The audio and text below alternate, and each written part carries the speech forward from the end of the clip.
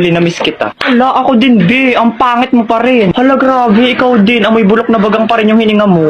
Gusto kitang sakalin. Ay, hala, be. Tingnan mo yan, oh. Di ba yan yung nagyabang sa JC na nagbakasyon daw siya sa ibang bansa? Oo, kilala ko yan. Pero isang linggo lang naman siya dun, eh. Hey, you two. What you are see? Ano daw?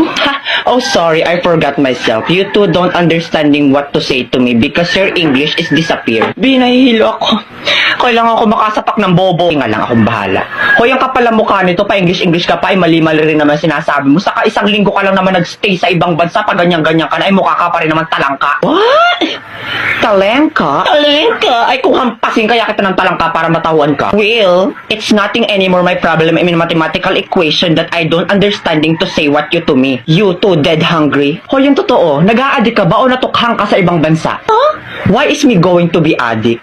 Don't you know that I'm smarter than the teacher of international in the Philippines? Like, duh, my average is 99.99% of germs. Matalino ka? Ay, anong magagawa mo pag sinikmuraan kita mismo dito? Go try. I am not afraid anymore. I will go sumbong you to my bodyguard. Bayaan mo na yung besi, tara na. Ewers, mga loser. You can't even talk English to me. Ay, wait. Papatulang ko to.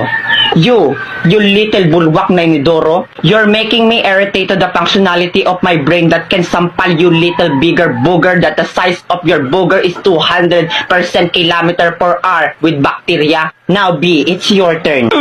Let me be the one to finish these cockroaches. Yeah, period. Galing mo talaga.